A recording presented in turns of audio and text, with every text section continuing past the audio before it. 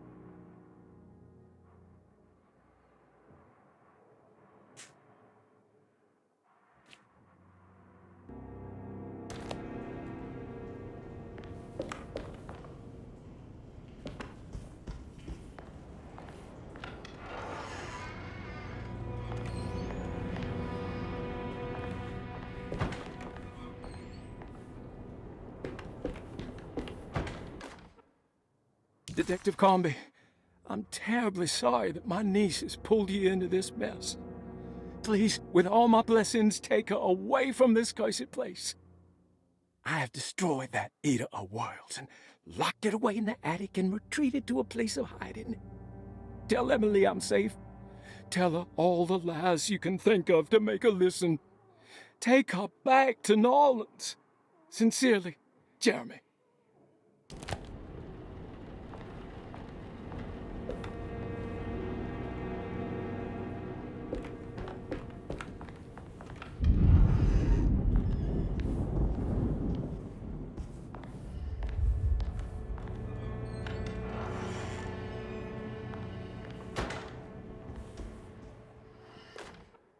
Brother, I need you to trust me.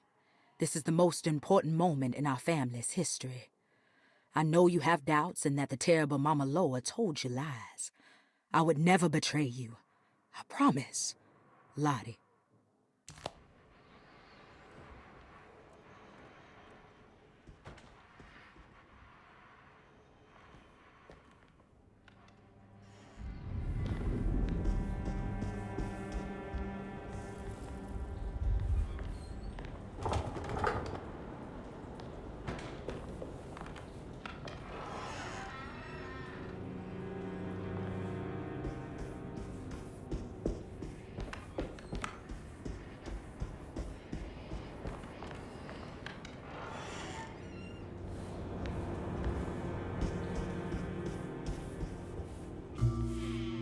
Hey, little lady, how's your evening been going?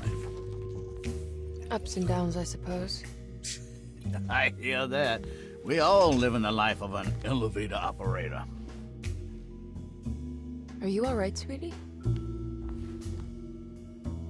Do you want to see my mask, miss? I'm making it for St. John's.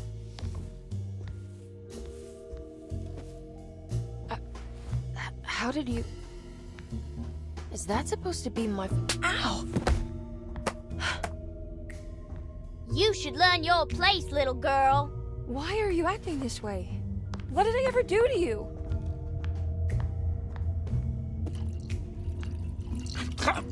Grace!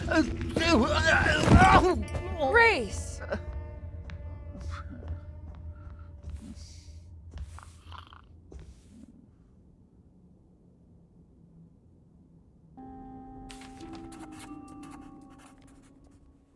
The mask had reminded Emily of her father. It didn't seem like a chance connection, but a purposeful reference made by that child. How could Grace have known what he looked like, and that it would upset Emily so? And why would she use those words? Emily felt like it was beyond strange.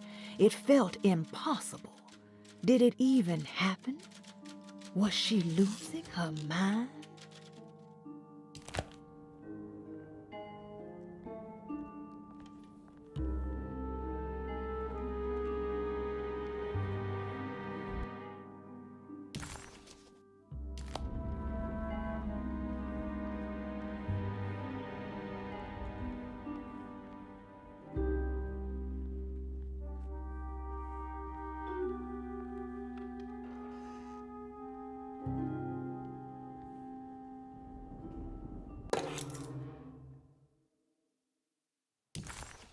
I'll just borrow these. At least he's breathing. I'll just let him sleep it off.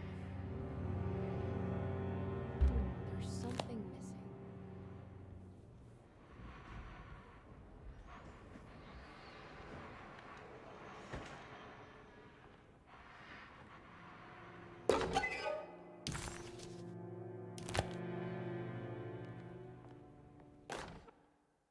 Jeremy knew that the only one who could help him now was the guest in room number 3.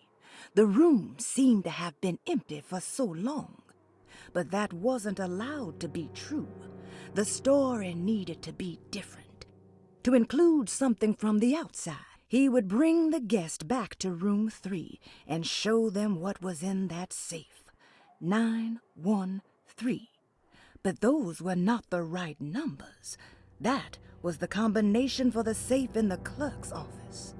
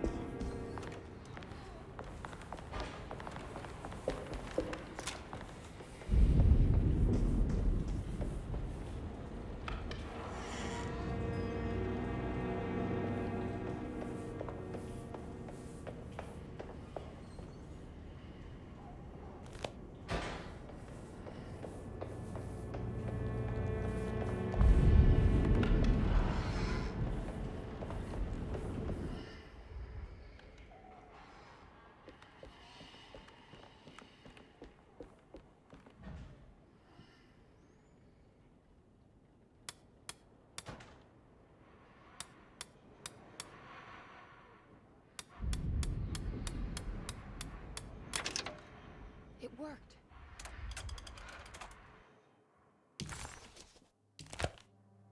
The last guest in the empty room suffered from severe maladaptation.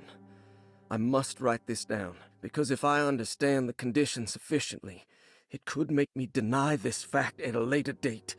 And there is reason for me to think I may come to suffer the consequences from this dysfunction, as some who came in contact with the guest seemed to adopt a new worldview in which everything was predetermined but broken. Upon accepting this worldview, some memories became unmanageable and later rejected. I do not know what this means. I cannot even remember the fate of the guest. I think they were simply misplaced one day and forgotten. Just like all documents pertaining to this guest, they have all been destroyed, or they never existed in the first place. Who wrote this? There has never been a guest in the empty room.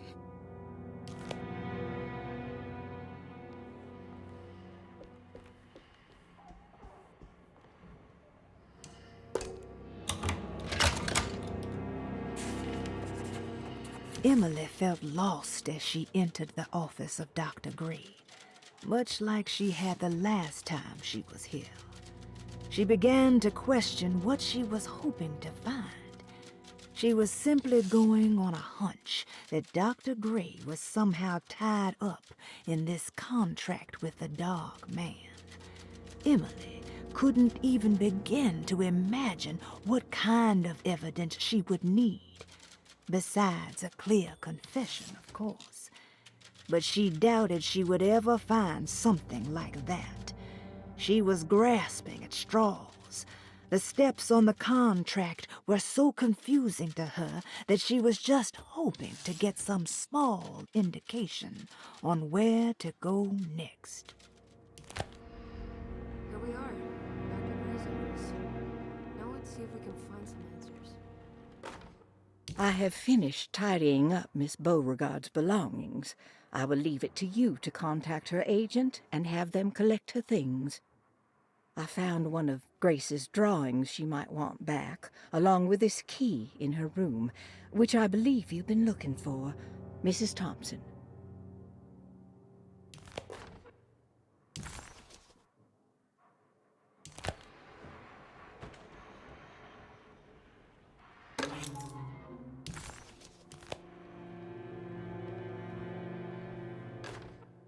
Dearest Dr. Manzetti, I find myself in a losing battle with my patient. As I've disclosed in my previous letter, his delusions have him completely captured.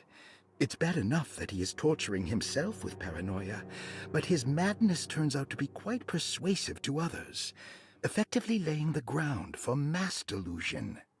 I am writing to you in hope that you can give me some guidance. Beyond my ambition to avoid devastating surgery on my patient, I have grown worried about my own defenses. The words of my patient are deranged, yet they often resonate with something primitive within me. I have tried photographing his brain with X-rays. It was surprisingly difficult to get good results. Dark blotches on the plates kept obscuring all details. My patient looked at the bad plates and cried out in terror, telling me the dark areas was the shadow of the worm, eating him from inside. I could not see anything out of the ordinary. I hope this is a sign that my mind is not as receptive to the madness as I had feared. After further inquiry, my patient described the shadows inside his mind as some kind of chthonic monstrosity that wants to undermine his sanctuary. This is clearly a reference to a place he calls Teroea, a sort of library or convent that works as a psychological haven. With this imaginary haven threatened by this Chthonian, he has now constructed another, less pleasant hiding spot. Lately, he has been bringing up a metaphor of a steamboat that has run aground, that he feels like he needs to start the engines and reverse, but he is afraid that the hole in the hull would cause the whole ship to sink. I've been watching him turn this metaphor into reality for the last week. He knows it's made up, but he is doubling down, trying to make it a real memory. I feel certain that this is my chance to break through the barriers of his self-deceit.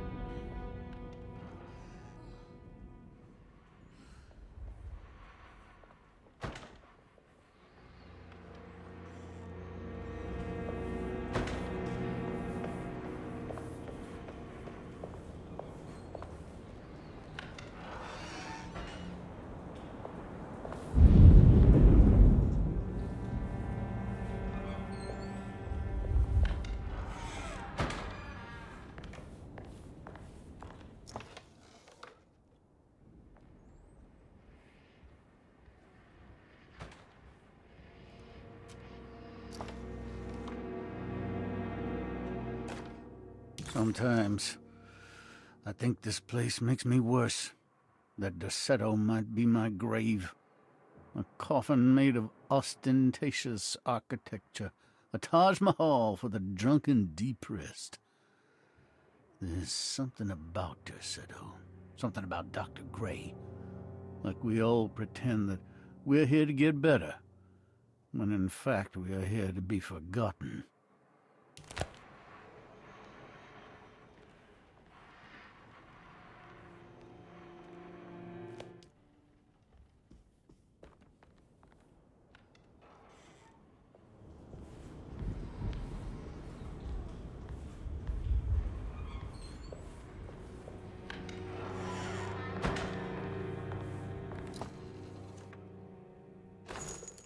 Ruth, are you there? No, of course not.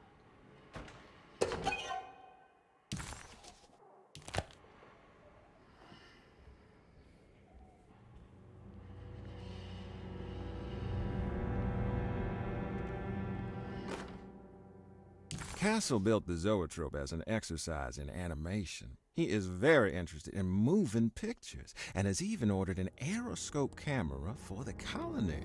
I'm looking forward to seeing what kind of phantasmagoria he will produce. For now, his zoetrope entertains me greatly.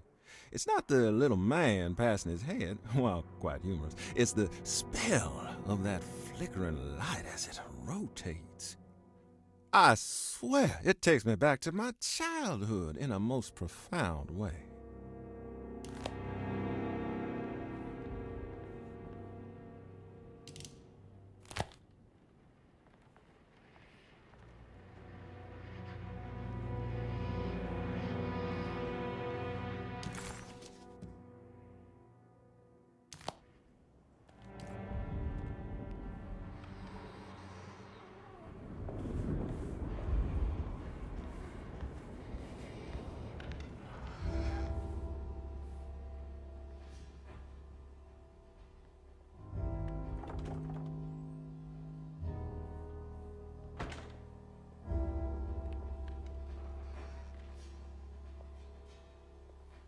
What is going on here?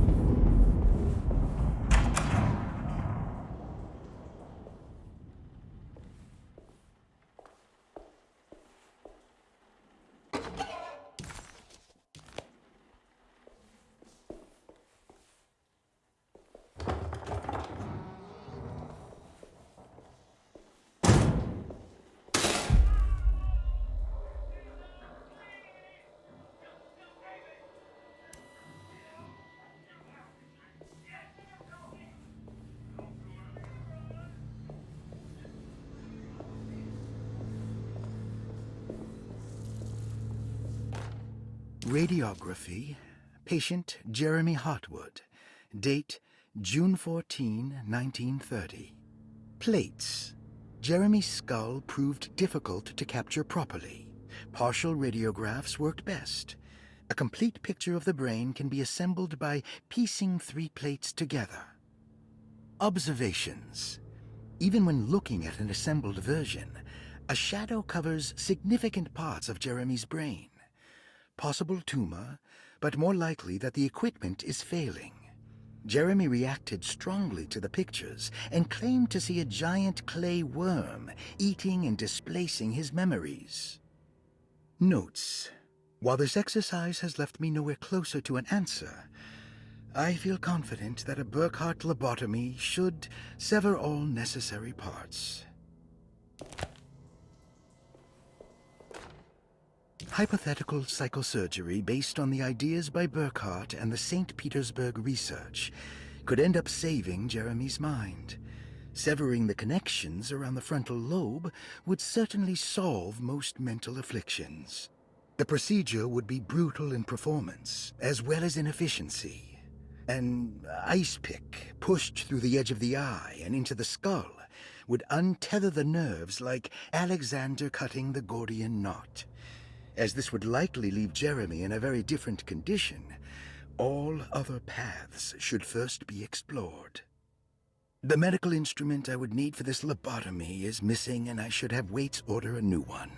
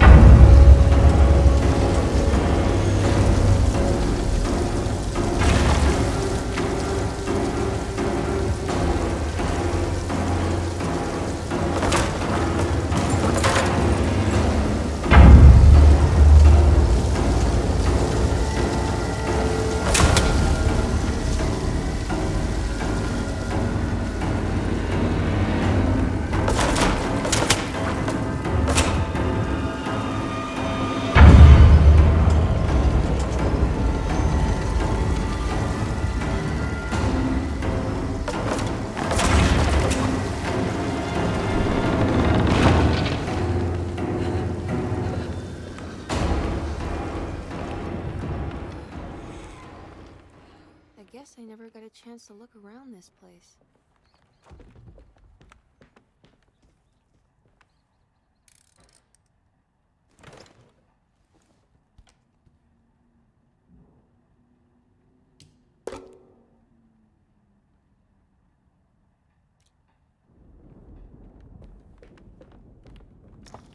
What's this?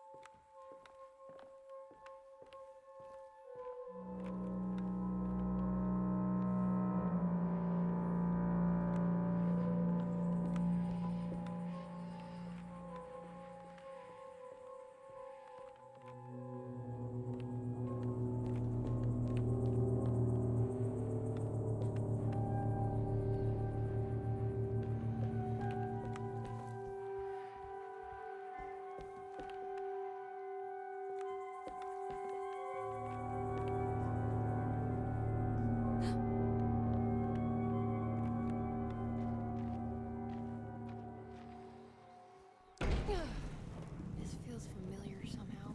Hello? Is anyone there? Jeremy, where are you? I'm stuck in the mud and the fire is taking me. Jeremy? Can you hear The me? motor is dead. I can't do anything more. Hang on, Jeremy. I'll get the boat running. I'll get you out of here.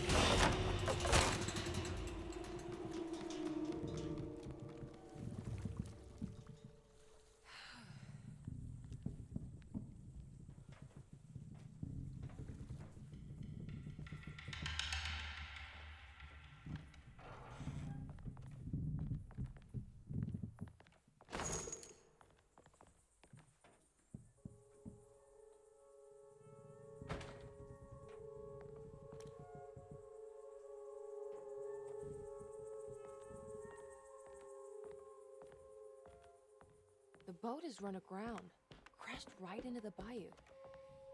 If I get the motor running, I could try backing into the river.